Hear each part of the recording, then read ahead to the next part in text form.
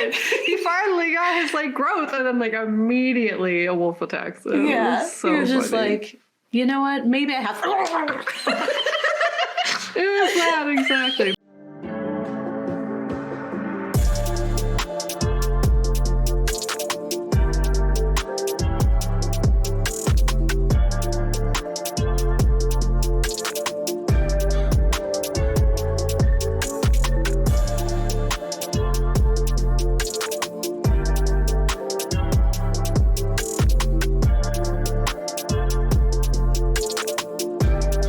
Hi, I'm Kat. Hello, and I'm Gabe, and we're the Wolves Next Door. Yeah. We're the Ghouls Next Door, talking about spooky stuff, like being trapped in the wilderness in Alaska in the middle of what is, I feel like, is always winter for them. And you're getting hunted by wolves.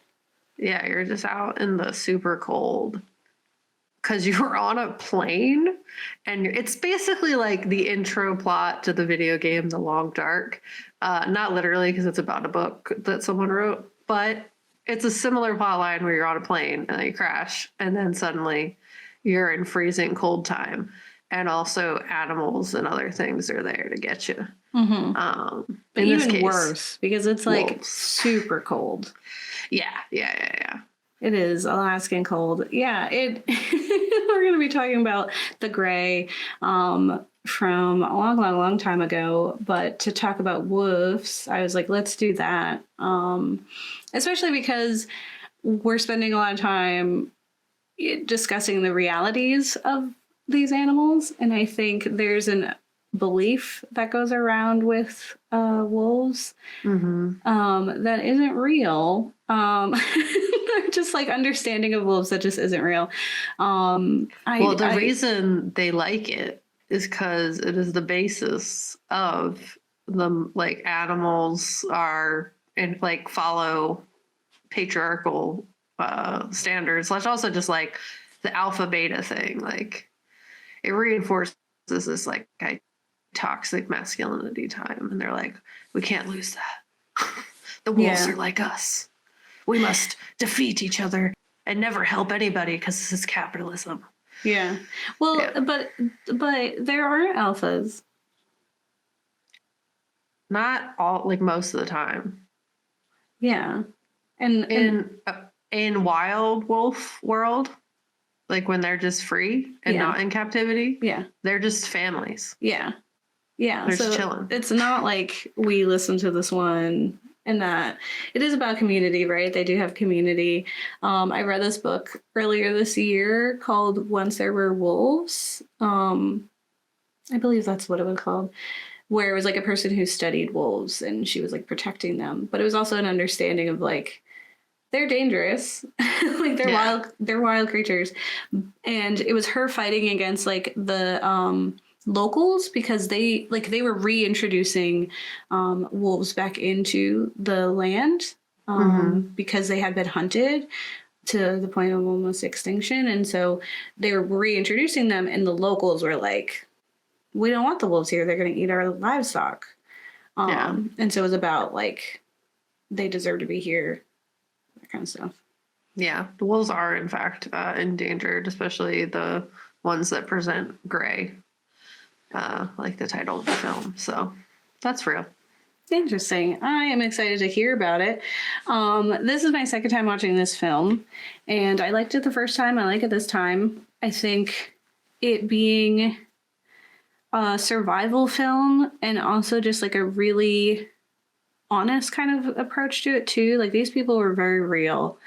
And the struggle is in so much more than just wolves. There is this like masculine fight too, and just also just the fight of like wanting to live and in pushing through even when it looks really bleak, and like that's not really what's going to happen. Also, company does not care about us. They were using us for doing, is it oil? They're oil miners.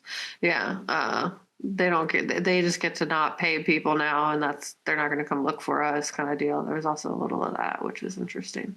Mm-hmm. Yeah, and super, super honest in that way as well. And yeah, like we could have done, and maybe in the future we'll do Frozen again, where the people are stuck in the ski lift. Mm-hmm. And then they fell and there's wolves, but that one wasn't so much about the wolves. So I was like, as fun as it is to recover that ground, because it was such a ridiculously fun film, Mm-hmm. and that it's like horrific. This one felt like in tune with survive animal attack specific situation. wolf. Yeah. The issue is the wolves, not the cold is a problem too, but and the fact that they fell out of the sky. But it's mostly wolf. It's the biggest issue that they have. It is the wolves are coming for him. Mm-hmm. Yeah. Well, why don't I tell folks about the film, and then we'll learn some things about wolves. So, The Gray is from 2011, and it's about after their plane crashes in Alaska, 6 oil workers are led by a skilled huntsman to survival, but a pack of merciless wolves haunts their every step. And it's directed by Joe Carnahan, and it is based on the short story Ghost Walker by Ian Mackenzie Jeffers, who assisted Carnahan in writing the screenplay of this film. And similarly, the short story is about a group of oil workers surviving a plane crash, and ending up in a snowy area inhabited by wolves. And so it's and we can infer that the title of The Gray is in that there's like we are led to feel for these characters, right? But we don't get like their full history. We don't get their like what brought them here, what they do when they're not here. And also just like that line that people are walking between life and death all the time, and the choice of living, when it would be so much easier to choose not to sometimes. And yeah. Yeah, and the way that the story starts is, we're introduced to Liam Neeson's character, who is a huntsman. He's been hired to hunt, well, not hunt, but protect the oil workers in Alaska, and so he'll shoot wolves who are kind of ready to take a little territory. snack. Yeah. And of course they are. This is their world, and you're just getting natural resources from it. And he is plagued by dead wife flashbacks. We don't know if she's dead, but I think it's safe the to assumption assume. Is the memory of her. And it's like those fuels him. Super silly flashbacks of like the person in the bed with you, and it's like sunny and you're both under the covers, and you just look at each other. It's like, I don't think I've ever in my life woken up and just like gazed in. But now it's like, now I want to do like, if I wake up on a Sunday or something, just say something really ambiguous, just like, you can do anything you set your mind to.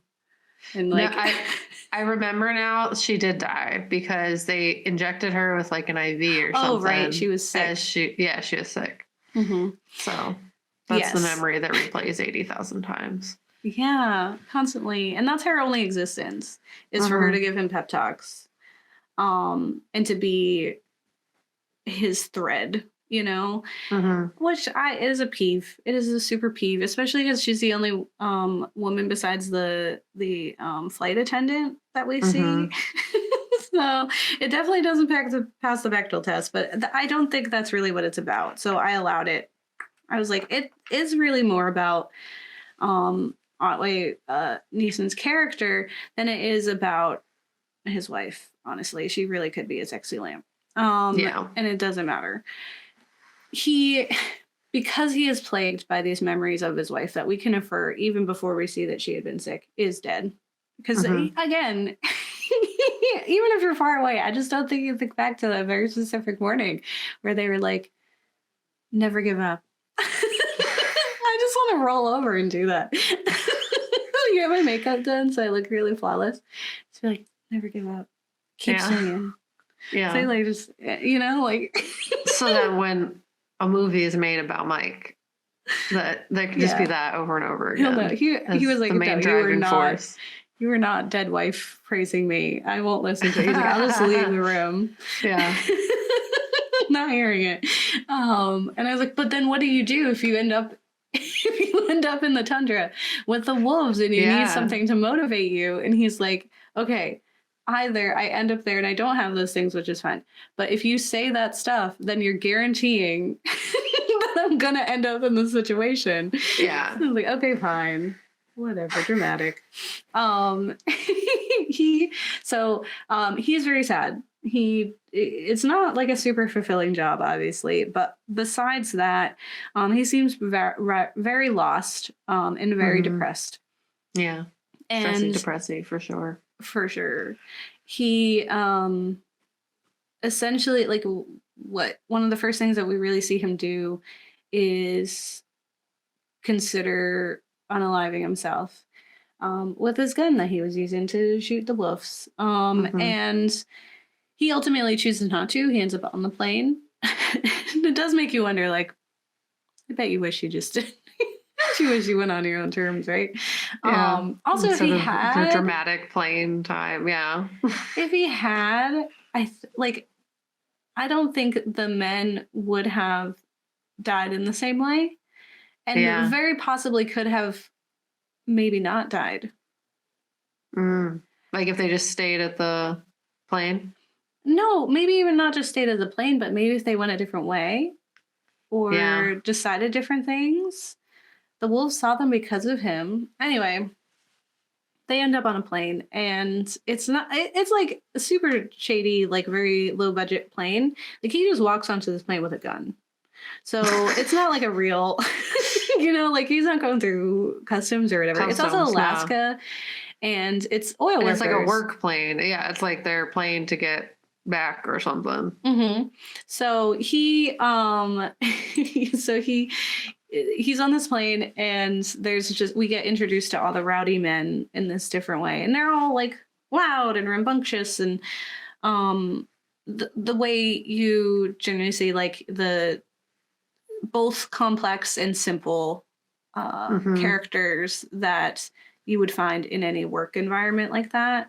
Like construction or just like blue collar workers, right? Like real people who just need a paycheck. Because at first I was like, oh, you're working for the oil company. It's like, but these people are also victims to the oil company. Yeah. Like they just need money. And we learned, like, and the oil company is providing the money and they don't care about them. So they're on the plane and there's some turbulence and it is a little scary. And one of the characters makes a remark. It's not even a joke. He makes a remark that when this goes down, and everyone gets very mad at him, which is an appropriate response to have on a shady plane. And then everyone goes to sleep. And when they come back, it's very cold. And like you can see everyone's breath and everyone had been taking a nap. And I was watching and I was like, I would have noticed it was cold like immediately, but I wouldn't say anything because I'm always cold. And so I just assume that's the way that it's supposed to be. Yeah, you just wouldn't trust. I'd be like, oh, okay, can I get one of them blankets? I would like whatever amenities you have that will up the temperature for me personally. I'm just like this, so I'm probably wrong. There's nothing to worry about. Then the plane crashes. Yes. Plane goes down. It's super dramatic. We lose pretty much everyone who's on that flight but 6 people, or 7, I think 6 plus him. And we see people's like emergency responses or crisis responses and the different things that can look like, right? So some of it is panic, just like pure terror panic. We see shock, just like a complete disconnect to what's happening. And then we also see people who are dying. And Liam Neeson's character is very equipped with this, and he just flat out tells this person, no, you're dying. And being honest with him allows this man to kind of get through that stage of like denial and let him kind of go out, and also be honest about the fact that he didn't want to, right? He didn't want to die. And sucks and he should be allowed to voice that.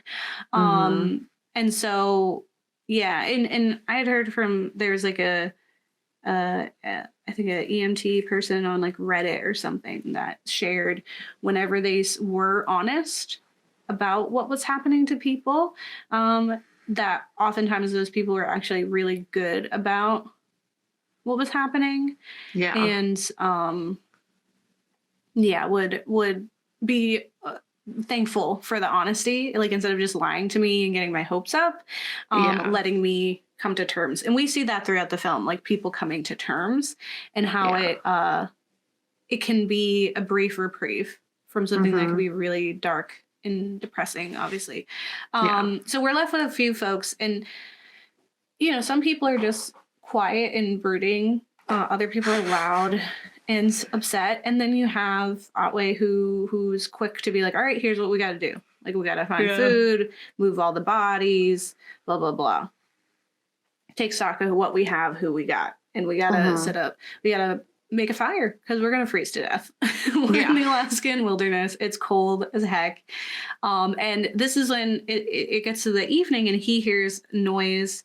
Otway hears a noise and he thinks it's a person who's still alive. And so he goes to see them, and it's I believe it was the flight attendant, the other woman in the film, being eaten by a wolf. He's just nibbling on her head. And which is something, which is an interesting thing, because the wolf's behavior, other than this instance, is all very reasonable. It's all about protecting and things. So I guess it was just like, they're hungry. Free snack. And then he like, you know, tries to like shoo him off of her, and then that causes all the other wolves to attack. And now the wolves are very aware of all these people here. And he's like, we gotta go because we're in their territory. I don't know where their territory is a circle. I don't know where the circle is. I don't know how big the circle is, but we are in it. They like walk like an insane amount of time a day and like have multiple dens. So you're kind of screwed regardless. If wolves are near you, you're kind of just like, that's crazy. Oops. Gonna go out the way I want to. And then, you know, for the rest of the film, it kind of becomes, like we said, like kind of a slasher in a way where people are getting killed off one by one. Sometimes it's, you know, they wandered off because of they gotta relieve themselves, or when the wolves start getting bold and start attacking them, even though they're in the group, right? That is very clear. These people aren't a big scary thing. The wolves definitely have the numbers on them at some point, and are being threatened. The wolves feel threatened by the continuous trespassing of these people. Also, I will note there is a character who dies not by wolf, and I think that's super important. He dies because of the cold and because of altitude. It messes with his head. Some people can't take it. But the cold really messes him up. Like he has trouble breathing almost immediately. He gets, it's like me. I would probably have that. Gets disoriented. For me, I was like, it would be interesting to see, like, had they been out there longer, or even not even out there longer, I think a lot of them would have already been like succumbing to hypothermia, and like some of the kind of mental breaks that come with that. And so it was honestly a wonder that only one of them, and he did a pretty impressive way. He lasted a long time. He really was really pushing through, and in the end it was like him kind of explaining away, like hallucinating, and kind of just lost already, and then just went off into the night in the cold. Just stopped. And then there's another character that most might not die by wolf, where he makes a choice in one of the most beautiful shots of the film to just stop. Yeah. And this was someone who was fighting for a long time. He was someone who there was a part of this that I really enjoyed too, was Otway confronting him, was it Diaz, who had been so aggressive. Like he was constantly complaining. Oh, and just like pontificating, is that the word? Like he was just really trying to be this big manly man. And so he would like huff and puff about things, pun intended. Just huff and puffing around these wolves. And he was just like, nobody made you in charge of nothing. Everyone's just listening to him. We're doing this, we're doing that. And I think having like when Otway like looks at Liam Neeson's character and is just like, you're scared. You are afraid. And that is okay. Like this is terrifying. I'm terrified. We are all so freaking scared. It's okay for it. Like, if there ever were a time when you're allowed to be afraid and you can put it all, like you don't have to put on the show. It is right now. With wolves. Yeah. This is the moment. This is not a hopeful moment, right? Yeah, you don't have to be tough. We're just going to be accepting that this is a horrifying experience. Yeah, like this.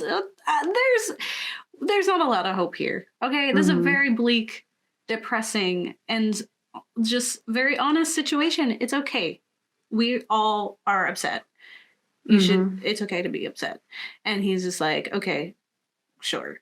Cool. Like cool. Eventually, he eventually comes around to that, and it is in that moment of growth that he gets attacked by a wolf. But he survives. Yeah, he does. This was really funny. Like, I was like, oh no, he was doing so good. He finally got his like growth, and then like immediately a wolf attacks him. Yeah, it was so he was funny. just like, you know what? Maybe I have. It was that exactly, but he was fine. Oh, he was hurt, but like he was okay. Yeah, and that's why I think the growth of him was really interesting because it did take he really worked to survive. He hurt himself. Yeah. When before people would die and he would kind of be like, whatever, we just got to move on, right? Forget these bodies. We don't have to pray over these bodies. Nobody cares. Oh, you're getting a wallet, so we know who everyone is. Whatever, right? Yeah, and then there was a point where one of them fell through a tree and it ends up getting mauled by wolves in that way. And he is so like fighting so hard to get to this person that he jumps out of this tree prematurely and injures his own leg. Yeah. Which is like a very terrifying, detrimental thing to do in this situation, to injure your legs. Yeah. But he does that because he cares that hard. Like he had this arc, and now he cares, and now he's putting himself in danger. So he decides after like hurting his leg, he had been mauled by a wolf. He's like, it's it. That's okay. Like I don't want to do anymore. Like I accept that this is what's happening. And like maybe there's something down there. I'm not making it to that. And I'd rather it be my choice and for me to like take my time with it than for it to sneak up on me or for it to happen out of my hands. Right. Yeah. And so he just sits on his log and he looks out at the beautiful landscape and has that moment of peace. And maybe he gets like, we don't know because it cuts away. So we don't know if he gets mauled by a wolf. Or he just succumbs to the cold as well. For me, at that point, I was like, just like drown me, just put me right into the water, just like drown me quickly in the water. But then immediately after that, someone drowns, and it was really scary. And I was like, never mind. Yeah, I don't want to go that way. I don't want it. That looks bad. This is what I asked for, and I was wrong. Your universe. The film was like, you sure? You sure, and then you're like, no, I'm not actually. I don't want to be here, actually. That's what this showed me. I don't want to be here. And I think the growth of that character was also like, he had just witnessed like really horrific things and him realizing like they had that moment where everyone was talking about like what they had if they made it and stuff too. And that was really hard for him. And just like, I remember him saying like something about like this was like beautiful, the view, and like this was something he was going to enjoy. He's going to enjoy his time as he goes out. because he hasn't been enjoying the time thus far very fairly. So I think it was just the breaking point for sure. Yeah, and that's I like that you bring that up too. There's like a point where people are sharing, what gets them through, not just this, right? So this situation is one where you need an anchor, right? You need something that motivates you to keep pushing forward. But their job is also that. Right. So their job, they get on a plane, they go to these remote areas and they work their bodies into the ground. They have bad health insurance. They don't get paid a lot for that. And at some point their bodies are deteriorating. Yeah. That's just what happens with some of those blue collar jobs. Like I personally know people whose bodies are like, just like they can't do the same things they were able to do. And there's no support for what happens to you when you get to that, because your whole like your livelihood is dependent on what your body can physically do. But so you're putting yourself, you're also separated, right? Like despite the fact that you're surrounded by these same men every day, nobody knew the first names. Nobody knew each other's first names. They only referred to each other by their last names. So there's this distance, there's this isolation that happens just in the day-to-day of their jobs. There's just an isolation of like from people, and then also just like physically from the people that they love, and like an isolation mentally, because you're doing this job that just like you focus, you do it, you turn off, right? It's not this thrilling thing that's gonna bring you joy. So you find it in other ways. People act out. There's like fights and drinking and sleeping around, all kinds of stuff, because you need something. So for them to have this moment where they share what they got waiting for them back home was a really beautiful moment, because that's really like, yes, it is at its core a film about, these men trapped in an Alaskan wilderness being hunted by wolves, for sure. But it's really about survival, and it's also about men. It's about working men. And it's about the sensitivity and the emotions that they're not allowed to have. And explore, right? And it's the isolation of even just that, right? Of their emotions. And so I think that's what was really interesting about it. Like each one of these characters, even the ones who are incredibly annoying, right? Like in survival instances, you're like, I really hope I don't have to deal with one of them. You're so sad.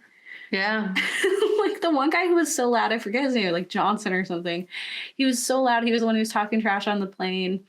And they're walking and he just can't keep up. And the wolves are like, we're going to pick off. You got a runt of your litter here. We're going to pick him off. And even then it's like, oh man, oh, that's so sad. And I really appreciated that every time, like even despite the fact, like some of them were like, we got to keep going.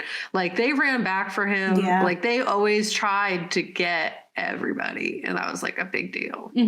Or they tried at least to not let the wolf desecrate their bodies that much. Like not if they knew about it, they weren't going to turn their back on that.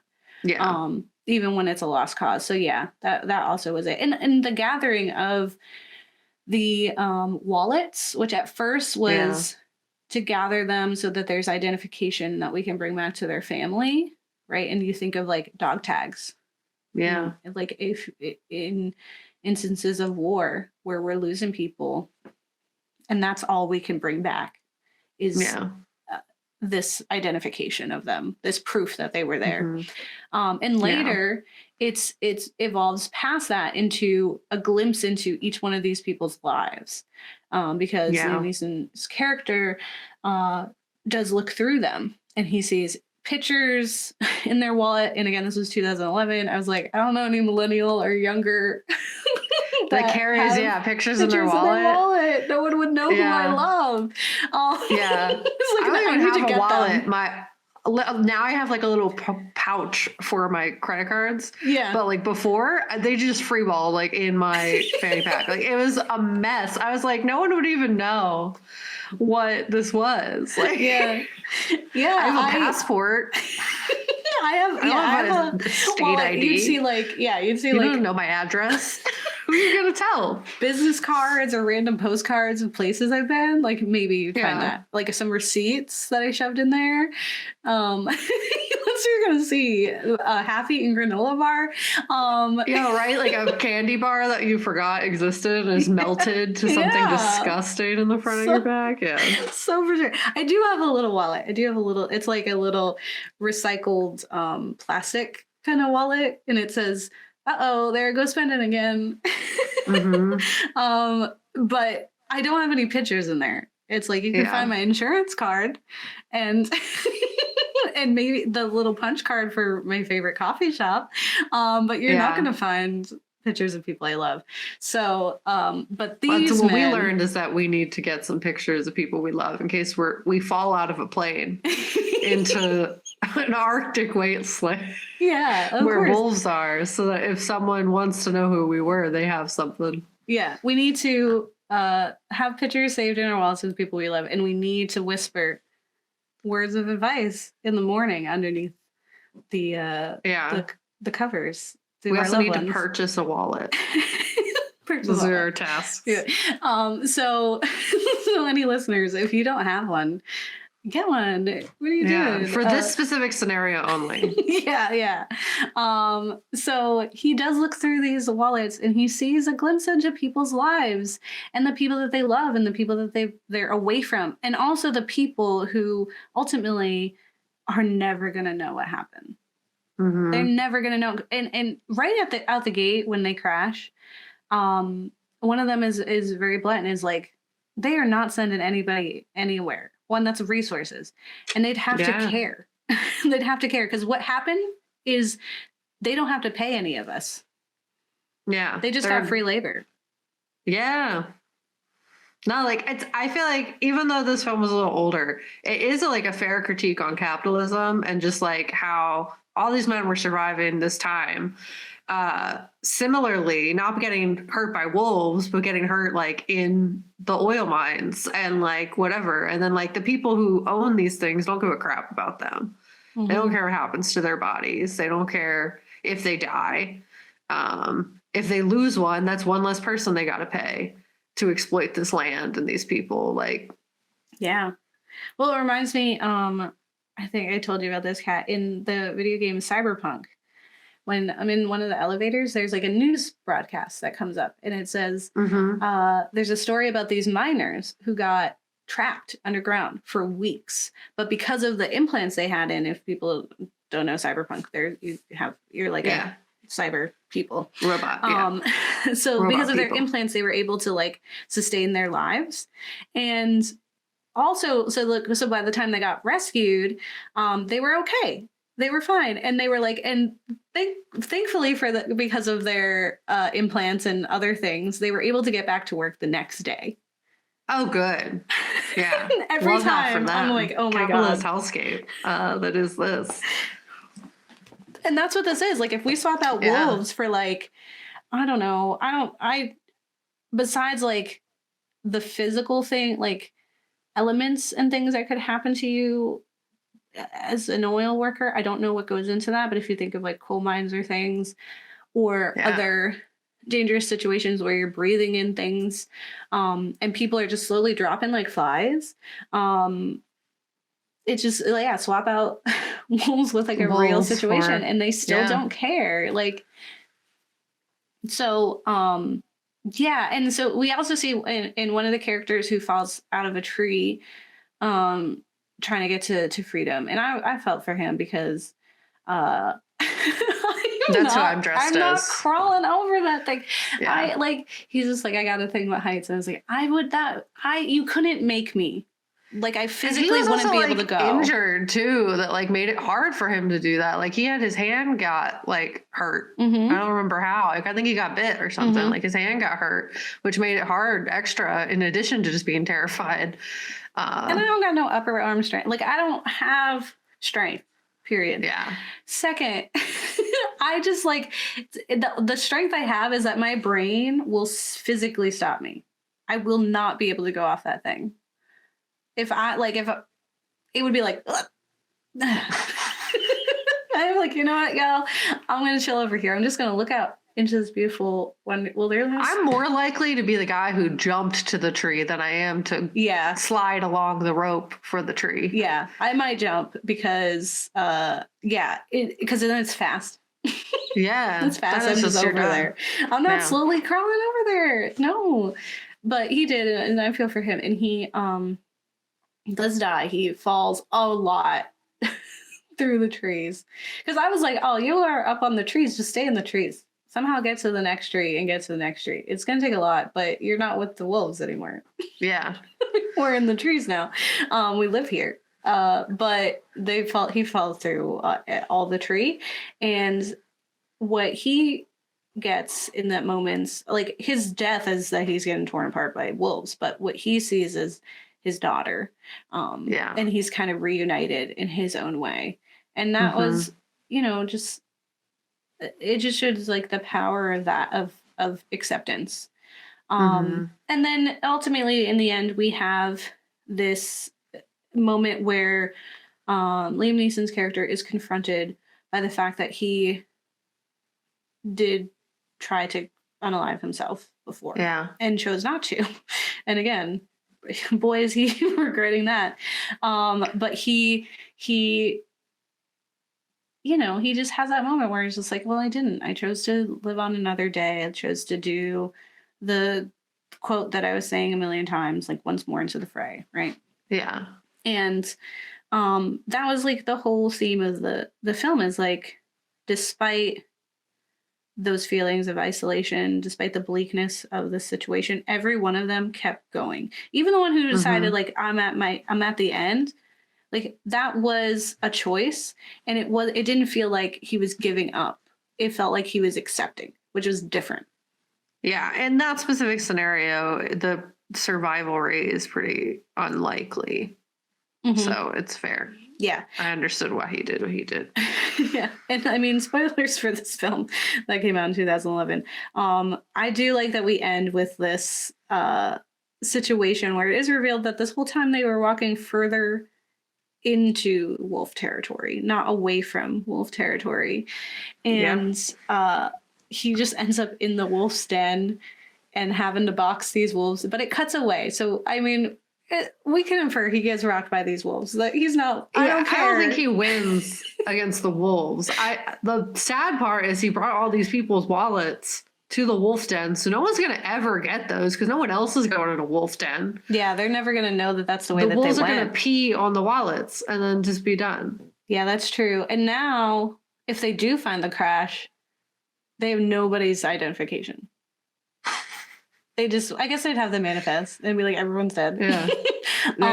But yeah, he walks in there and we're just left to assume that he does get eaten by these wolves, because of course he does. And it is like this ironic thing. I remember being like, he's not Jason Statham. Yeah. It's not, like, he doesn't have those particular set of skills. Yeah. Wolf punching skills. Which, yeah, I appreciated that the ambiguity of it, but also like the certainty behind that. And also like the fact that they ended up there, it's just like, would they have ended up there if he had not been on that plane? Yeah, they maybe would have walked a different direction. Maybe they would have stayed where they were. Like, it really, there's a multitude of possibilities. I think what's tough is that sometimes wolves have multiple dens. So they could have been walking away from the other den, but the wolves were like, food, we follow. We walk like 18 miles a day. Like, it's fine. And they live in the wilderness, the cold wilderness. It's not like they got a lot to choose from for food in the winter. You guys are warm and yummy. Yeah. So why don't you tell me about wolves?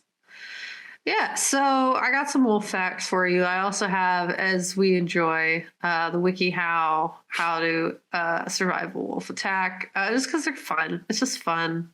and maybe useful. I feel like sometimes they're like accurate. But the biggest thing that I'm going to dispel is the fact that wolves in captivity do follow this whole alpha wolf structure that they talk about a lot in this film. They're like the alpha and then the betas, and the betas attack for the alpha, and then they get all mad at each other. That's not the case in wild wolves. So apparently the guy who wrote like a big book on wolves and what they do has been like spending the later half of his life trying to spread the message that what he wrote the first time was not accurate. Like he wrote a whole book and it's like the book on wolf, like whatever the psychology, wolf, like what wolves do. This is the book for it. Everyone has read it. Like it's a big deal. And he's been trying to get it like taken down from being published so that he can rewrite that part, because he had just pulled, as like researchers will, what was already known about wolves and reference that. So what was already known about wolves is the fact that in captivity, they act kind of like with this hierarchical structure that's very intense. And he had basically referenced that material that was written in like the early 1900s. I need to find the exact date.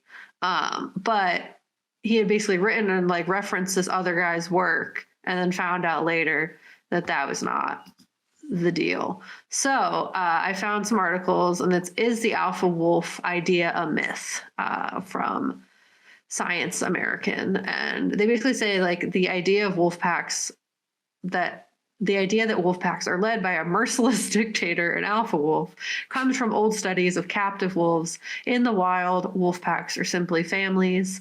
And basically the term alpha wolf and alpha, this idea that wolf packs are led in this way, is shorthand for a kind of dominant masculinity.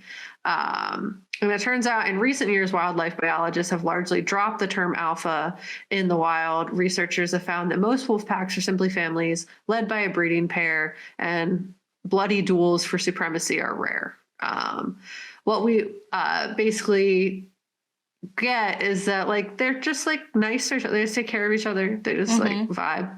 It's only in captivity where like their situation is more stressful, resources are more like monitored by humans, and they're also like fighting over the small portion of land that they have left. So the stress is higher. So they're obviously going to react to that stress in a different way than they would if they're just vibing out in the wilderness, like just having a nice time. It's the animal equivalent of what might happen in a human prison, but not the way that wolves behave when they're left to their own devices.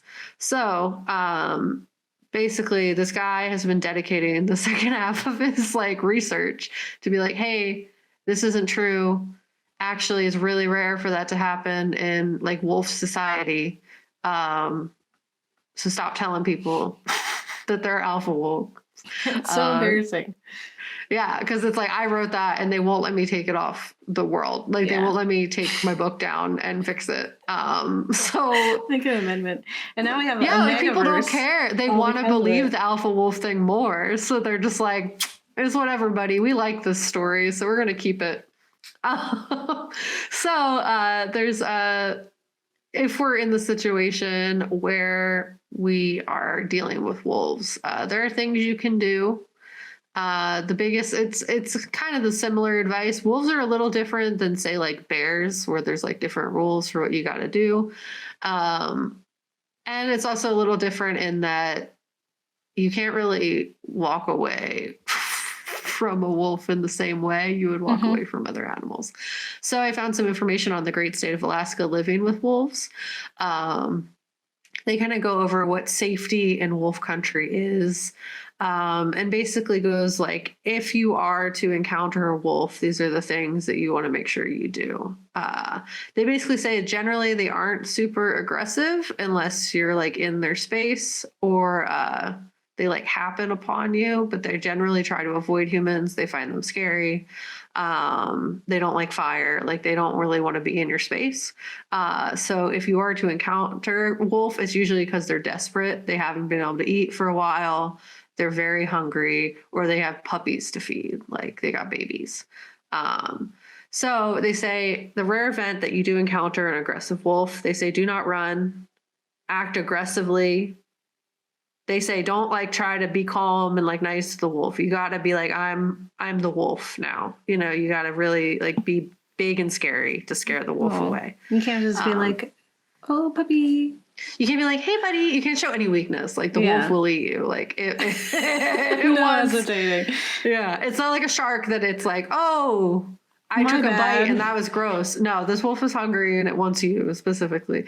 They don't really want. They don't like to fight humans, but they will. Specifically, they say do not ever turn your back on a wolf. Try to fight them if they start a fight. Do not try to fight them if they don't start a fight. And any kind of like sprays are usually good. They also say because they're not a bear, you can climb a tree to avoid them. But as prophesized, here's the WikiHow version of how to survive a wolf attack. They say wolves are dangerous, powerful, predatory animals. They usually do not show aggression towards people, but it never hurts to be prepared for the worst when you find yourself in their wolf territory. If you are attacked by a wolf, do not run away. Maintain eye contact. Make yourself look large. Make loud, intimidating noises, and get to a safe place as quickly as you can. Another thing I'll say before I get into a lot of this is the thing that we don't really get recognized in this film is that lots of these wolf species are actually endangered. The wolf that is in this movie, I'm pretty sure, is the kind that is endangered. So what's actually like, you do not want to hurt the wolf if you can avoid it. You just want to get away from the wolf if you can do that, because they are endangered and there are not a lot left. And I don't know if it's a federal crime to kill them, even if it's self-defense, but I know it's not an animal's endangered. You want to try to avoid that. Yeah, and he was out there killing them for the oil company. Yeah. So I don't know when they became endangered. It could be because of more oil operations in the areas with which they live. I am not sure. But there are three methods. The first method is escaping the attack. The second is reacting to an attack. And the third is how to stay safe while you're camping and like avoiding an attack. So method 1, escape. Number 1, avoid areas where wolves have been seen. Avoid being seen by a wolf. And if seen, retreat as silently as possible from sight if they haven't seen you yet. If they see you, it's a different thing. If there is one wolf, there are likely more than one wolf around as they hunt in packs. 2, wave away as slowly as you can. Walk away as slowly as you can while maintaining eye contact. Do not turn your back on a wolf. That's like the biggest thing I saw everywhere that I read. You turn your back on a wolf, it activates their predator instincts. They will attack you. That's why in the movie, when his back was turned to the wolves, they got him. Even temporarily, they got him because you're not supposed to turn your back to a wolf. Like a lot of the things we see in this film, they do not do the right wolf specific thing. And I think that's very funny considering the fact this man was trained to like know stuff about wolves and he did not tell them to do any of the wolf stuff. This film does not prepare you for surviving from wolves, which is evident because none of them do. They say do not run. Never run. You do not run away from wolves. Wolves are faster than you. And you are not in your familiar territory. You're in wolf territory. The wolves know where they're going. And they know how to cut you off all the time. Yeah, they walk like 18 miles a day. Like you're nothing to them. Yeah. This is just another activity. They don't have jobs. You know what I mean? Like they got all the energy in the world. They're not bogged down by capitalism. Dogs. Oh my God. Yeah. And like in the film, they were always running, the people. Yeah. They'd be like, they're always running away from them with their backs turned like idiots. We say comfortably from our warm homes. Yeah, they're dumb. They did the wrong thing. It's fine. I'm kidding. The hunt drive is essentially activated when you run, just like a dog. Yeah, if you run away from the dog, they're going to be like, oh, we're playing. We're playing. That's great. I love that for us. Also, maybe a snack. That sounds fun. Method 2 is reacting to your already in wolf situation. You're not trying to escape. It is happening. You are in the wolf danger. So they say in this case, you are to act as aggressively and as loud as you possibly can, showing you are the toughest kid in school. You are the toughest kid in the wilderness. No one should fight you. You're crazy. Yeah. You know, it's like when you have a bully at school and you just act really crazy and weird. Yeah. And then they're like, oh, that seems like a lot. I'm going to go away. You're right. This isn't worth the dinner that I'm trying to get. You got to make it too much work for them. Essentially show that you are not scared of the wolf. They can sense your fear. It's a real thing. So you need to show them that they need to be scared of you instead. They say make noise, clap, yell, backing away slowly and maintaining eye contact. Do not break eye contact with the wolf because like you got to like express with your eyes that you mean business. However, you do not fight the wolf unless there's no other option. They will win because they know what teamwork is. They hunt in packs. And they go for the throat. Yeah, they worked as a team much better than the people did. Yeah, they don't have like interpersonal issues. Yeah. They don't have to work out, what we're doing. No, they're all on the same team. Yeah, they're all on the same team. They just say stay calm, but like look mad. You know what I mean? Like they don't look scared because they will sense your fear and attack that. I did this crazy thing with my eyes that I was like trip Isaiah up with, and I'm like, I know exactly what face I would make if I was with a wolf. I'd be like, it's terrifying. I look like a serial killer. It's really good. Especially with this makeup that you have on. I know, you look like Walter White from... No wolf is going to try to fight me. I mean business. You can see it in my eyes. You look like Breaking Bad. Yeah.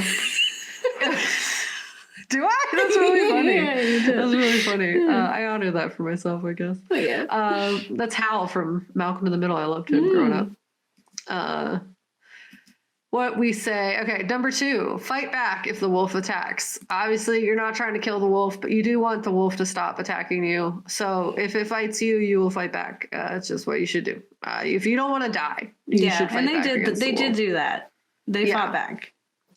Yeah. And essentially it says use whatever you can find, sticks, rocks, bear spray, air horns, any other weapon you can make. Like they made weapons out of sticks and bullets. Do that. Having something to block your back is good. The biggest thing that they kept saying over and over and again was do not turn your back to the wolf. So if you can back yourself up against something, that's actually better. A tree, large rocks, anything so that like you don't have to account for another part of yourself or your group is good because you can maybe like it's your own little wolf. Sorry, I got my little Charlie. Do you mind? Oh my gosh. She's like, no. It's all stuff with her little ears. It's very cute. Okay, sorry. We're talking about animals and an animal came to the show, so it's good. So hide your back from the animals. You do not want the wolves to get behind you. And they also said, very importantly, playing dead will not work. It's gonna know. And it's, also they're like scavengers too. Like they'll eat other people's prey. So like if you have done that, if they're hungry enough, they'll eat anything. So playing dead will not work. They will just eat you. They'll be like, nice, easy meal. Number 3 is stay alert. If you're able to get the wolf to leave, be aware. It can always come back, climb to higher ground, or get inside a secure location. Because they hunt in packs, they really like don't get too deterred by you fighting them off. They're just like, all right, cool, I'll wait. And we'll come back when you're tired. We'll come back when your weaknesses have kicked in. We live here. We could just go home and take a nap. Yeah, like literally, like the whole thing is that they could come back at any time. And you got to account for that. So number 4 is work as a team. Wolves hunt in packs, so fight back in one. Nice. They try to attack stragglers or someone who's struggling to keep up. Anyone who's not unified with the group, they will pinpoint and use that to separate out the group, instill panic, or just like kind of divide the people fighting back. That's what they did to that one guy who was falling behind. They were like, tough. It's an unfortunate thing, but they really do like try to pick off who they deem as the weakest link of the group, and then use that against the people who do make it by playing on their weaknesses. So they say form a circle and keep it protected on all sides. Children are the most at risk for a wolf attack. They're the most likely to get attacked by wolves in addition to pets. keep a close eye on your pets, especially your dog. If you're in the woods or like the wilderness with a dog, they say do not let it pee on anything. Pick up its poop. Don't let it make too much noise, because all these things attract wolves, and because they're both species of like dogs in a sense, they're perceived more as an intruder or threat because they mark territory in the same way as wolves would. So they see them more as a threat than they would otherwise. If you are camping and you're trying to avoid a wolf guest, a wolf visitor, you essentially want to do the following things. They say when camping, build a fire. Smoke is a big deterrent for wolves because it looks scary to them. It'll also encourage the wolves to move to a new den if there are new babies to protect. They just don't want the fire and like human intervention to hurt their den. They will protect their den if you're like already in there, but if you are close enough and fire's there, they really don't want to mess with fire. That's why when Ottaway, when he was doing the thing, he kept saying you got to make a fire, even in times where like it wasn't just about being cold. They also say create a defensive shelter. Use whatever you can to build a barrier between your campsite and wolves. So like if you have an area, like build an area of protection. So like if you have a tent, put sticks around it or anything that kind of like when your defenses are lowered, you're sleeping, that you can't be surprised by an animal. It's like that. It's like that TikTok where the guy's like in the tent and suddenly there's a bear there. You don't want that situation. So you just close the thing. Yeah. 3 is make a lot of noise. If you're camping, be really loud. Wolves howl to claim their territory, so they may interpret you making noise as claiming the territory that you're in. Loudly shout or sing to assert your dominance over the location. Do not imitate a howl, though, as that may draw like the unintended attention. You just kind of like, if you have a group, sing, make a lot of noise, dance, make a lot of light. Stuff like that. It'll really deter wolves from entering that area, just because it's like safer for them to avoid you unless they're like drastically hungry or in a bad situation. Or threatened. Yeah, Diaz at one point makes a lot of noise and I was like, oh yeah, but then he does howl and that's right before he gets got. So yeah. He was like, mistake. Or it was right after he got. He was making all that noise, and then they made even louder noise because they were like, you think. Yeah, they were like, no, this is our territory. You're wrong. And also, how rude of you to throw a piece of our family at us, you jerk. Yeah. Especially if they're like family dynamics in the wild. It's not like an alpha situation. You just pissed off the whole family. Yeah. They're going to come at you like Fast and the Furious. Yeah. Family. You know? It's like you came into our living room and then killed our friend. And then you're yelling at us? No. Yeah. No. Get out of here. You can't just kill my cousin. You crashed a plane in our house. Yeah. Yeah. And then you walked from our living room to our bedroom and you were mad at us. Yeah. Yeah. It's silly. Home invasion. This is like Crawl, but opposite. Yeah. And I will say, like, in this one, they definitely, like, no one was like, oh no, poor wolves. Like, they were like, oh, this is what wolves are going to do if you're in their space. But, like, there was no sympathy for the wolves from the characters. If anything, they were, like, super glad whenever they killed one. So, yeah. That was kind of very 2011 of them. Well, it was also, like, I think, it was just such a bleak situation for them to be in. Yeah. Yeah. It's a little both. Well, thanks, Kat. That was helpful and actually really scary and depressing. Yeah, it was like, out of all those animals, like, the wolves seem pretty rough. Because, like, most of the time, nobody wants to catch these hands. None of the animals really want that heat, you know? Yeah. But the wolves are like, whatever, I will do it. Yeah, they will not bluff run you. You know what I mean? Like, their runs are real. Like, all the other animals were like, I'm going to make you scared of me, and then I'm going to go away, hopefully. Yeah. And, like, probably. Like, that's my goal is more to scare you than to, like, attack you. Unless you're a polar bear, that's different. But wolves are like, nah, you're in our territory. This is fun. This is playtime for us. We don't have extracurricular activities. We're wolves. So this is our fun. This is our extracurricular activity. Yep. We can just, We're scary. hungry. You're cute though. Yeah. Big boy, big baby. Wolfy woofs. I loved Balto as a kid. That was one of my favorite movies. I loved Balto. And he was half wolf. And they were so mean to him for being half wolf. But then who was saving the day? Yeah. Who brought the medicine to the town? Who did it? Who led the sled dogs? Balto. Yeah. Who got his own statue? He's the fastest. Balto. Yeah, the fastest boy in town. Exactly. I also love Balto. I was just talking about that. And I was like, is that a fever dream? I was like, did anyone else watch Balto? No, Balto is a great... There's Balto 1 and Balto 2. I liked both of them.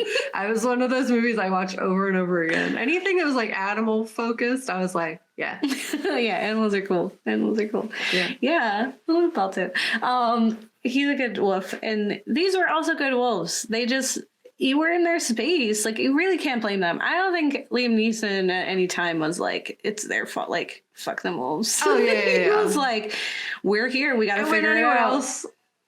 When everyone else was like really mad at the wolves, he was just like, they're just doing their thing. They're hungry. Like, maybe don't throw the head of its friend at it. That seems bad. And they were like, let him have this. And he's like, I don't want to because... I feel like this is going to end bad for us. Like, you don't want to instigate the wolf. Yeah. But we are one unit. You're making the wolves mad. Don't do that. I'm like, I can't keep protecting y'all. Like, they did say like wolves are one of the only animals that do vengeance, and that's not true. All animals have capacity for vengeance if you mess with their space. Mm-hmm. Yeah. Just like people. Everybody's got animals too. Capacity for vengeance. Yeah. These ones, overall, I think this was a good film. I think... Yeah, it's fun. I think it was engaging the whole time, and I appreciated. I wasn't bored that they made me care for these people, and that it was more than just wolves that are attacking these poor men. Mm-hmm. No, and there's like an underlying story, which is nice, which is like working class conditions and stuff like that. I thought that was cool. It was a nice thread throughout the whole thing. Yeah. So. Snaps for that. Even if they didn't know how to deal with wolves. But who can blame them? Okay? Yeah. Who can blame them? In 2011, this guy who wrote this book was probably still telling everybody the mistake he made. Yeah, that's true. That's true. The other article where he's trying to like tell everybody is 2022, so it's recent. He's like, oops. Yeah. Ooh. He's like, oh, geez, I actually have been doing more research on wolves. Turns out I was wrong. And the people are like, nah, we like this story, so we're like, science doesn't evolve. We don't learn things and have to adjust.